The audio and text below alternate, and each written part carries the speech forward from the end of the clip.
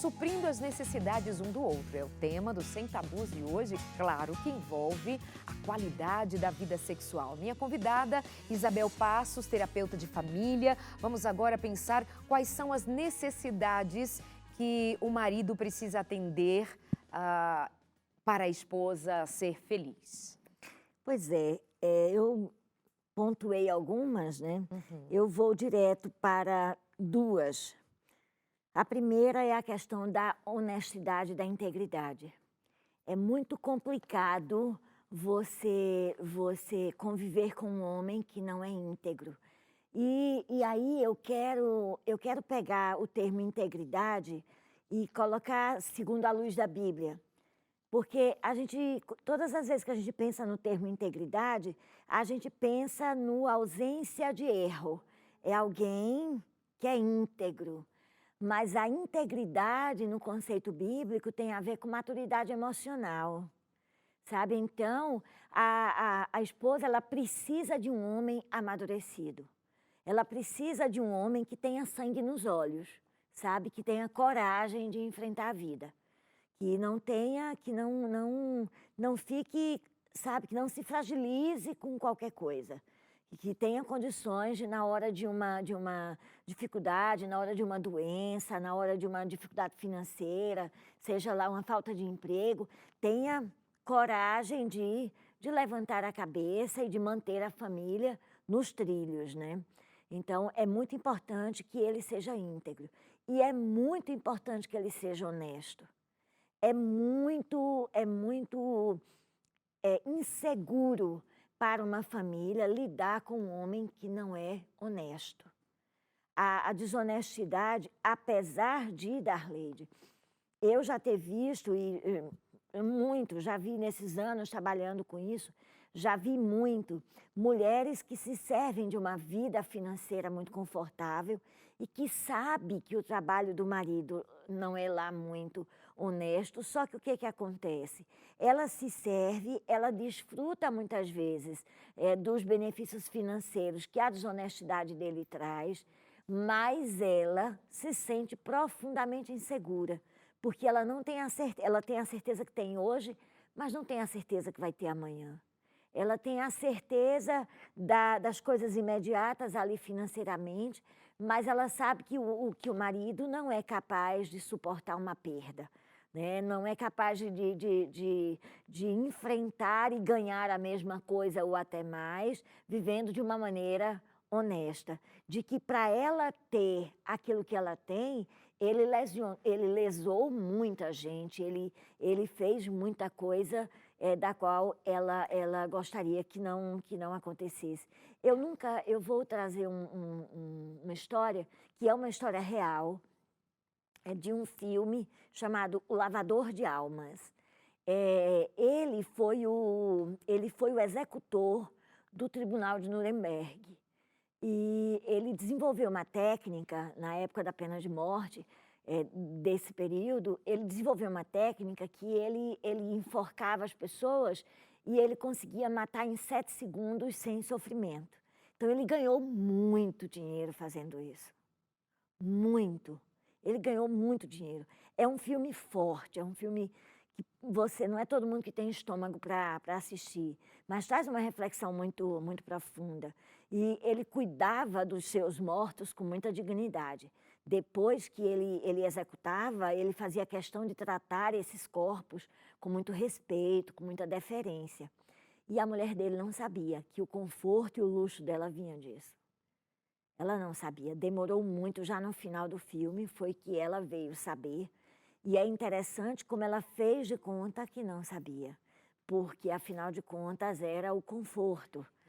E isso pode também significar, em outras situações, a mesma coisa.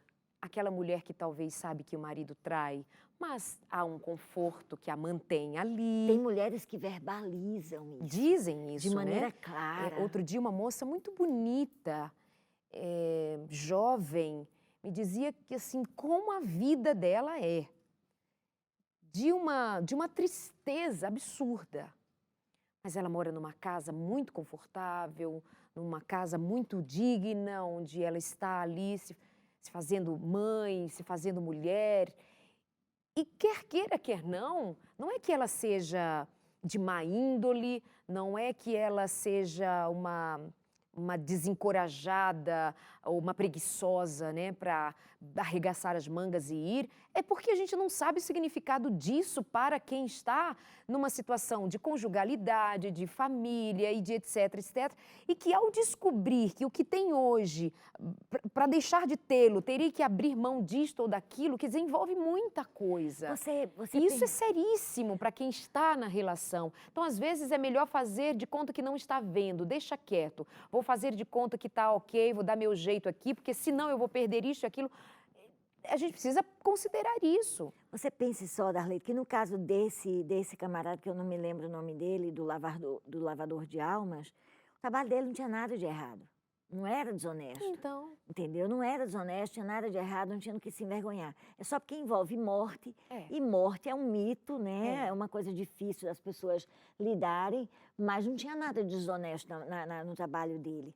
Mas você pensa aí, no contexto político que nós vivemos aqui no Brasil, as esposas de N homens ligados aí à política, que tiram dinheiro da merenda escolar, que tiram dinheiro da saúde, que pessoas morrem em corredores, que são realmente psicopatas, porque não se conectam de nenhuma maneira com a dor do outro, né? Não tem nenhuma culpa por isso. O cinismo é muito grande, eu não tenho que declarar, eu não fiz isso, ninguém fez nada, é todo mundo inocente, né? E essas mulheres desfrutam de um luxo enorme. São as vacas de Bazã da Bíblia. Você volta aí e você vê exatamente essa referência das vacas de Bazã, dessa realeza, dessas mulheres que desfrutavam das maldades dos seus maridos, mas desfrutavam das riquezas e resultado disso, né? Então, tem muita mulher que se submete a isso.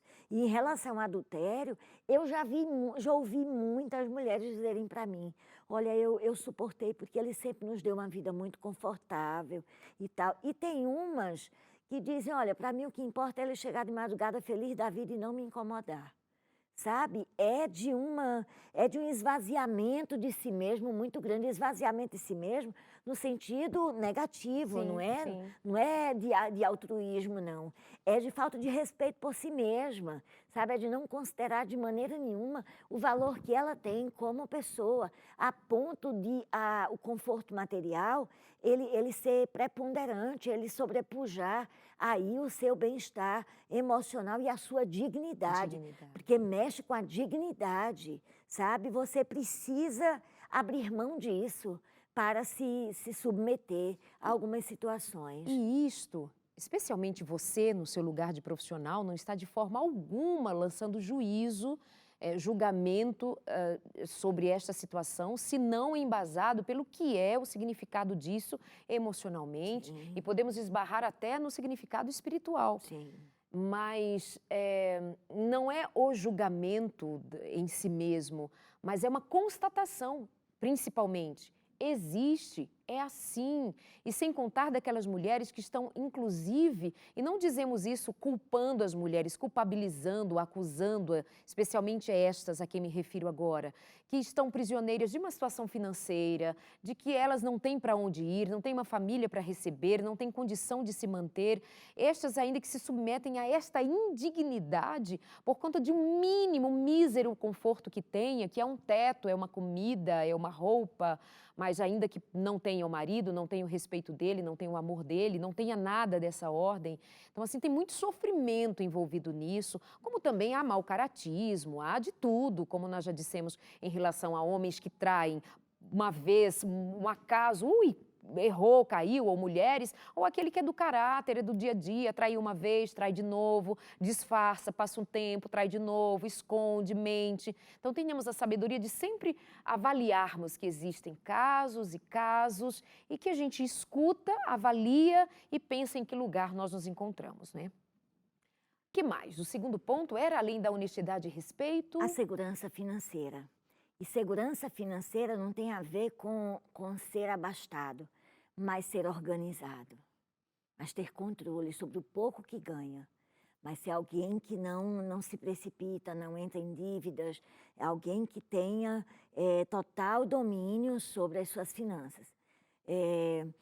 Eu me lembro que eu e meu marido fomos a uma igreja bem pequena lá da região onde moramos, e meu marido deu uma palestra sobre organização financeira. E o tempo passou. Uns 2 anos ou 3 anos depois, não sei bem ao certo, mas mais ou menos isso, nós voltamos lá e encontramos com um irmão que estava na primeira palestra. E esse irmão veio falar com meu marido, dizendo a ele que tinha conseguido construir a casinha dele depois da palestra que assistiu do meu marido. Porque conseguiu fazer um orçamento doméstico e controlar as finanças, saber para onde ia cada centavo. E ele conseguiu, então, construir a casinha, uma casinha simples, mas ele construiu a casinha dele.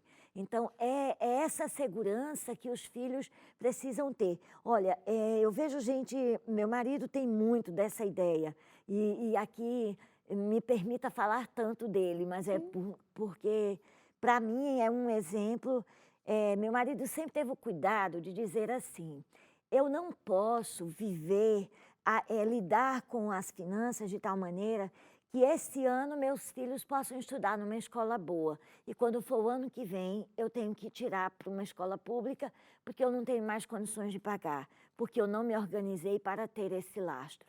Então, os meninos nunca tiveram roupa de marca, nunca tiveram nada de luxo, mas nunca faltou o plano de saúde, a escola, o cuidado básico era algo seguro e é até hoje. E nunca foi muito, mas é alguém que sabe para onde vai cada centavo. Então, a gente tinha certeza, os meninos, quando o Jocélio diz assim, faz o orçamento disso que o papai vai comprar. Não é raro que um deles vire para mim e faça: mamãe, será que a gente vai poder comprar mesmo? Eu disse: olha, meu filho, se seu pai disse que pode, é porque pode.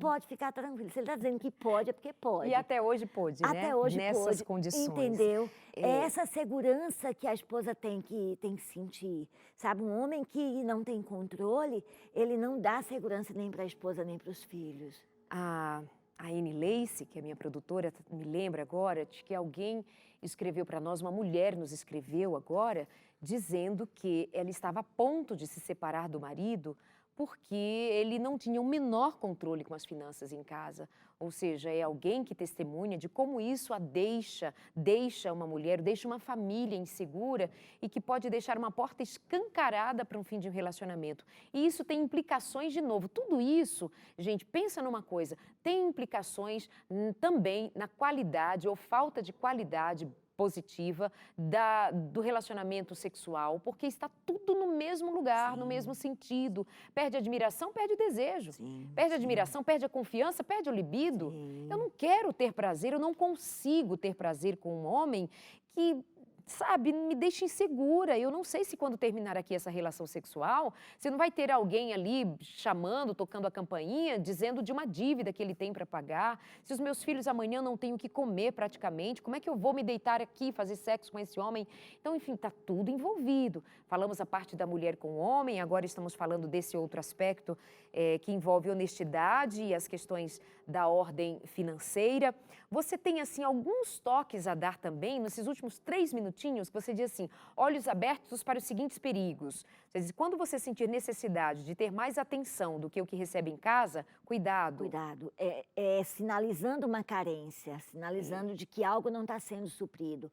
Quando eu começo a angariar atenção de outros lugares, de outros espaços.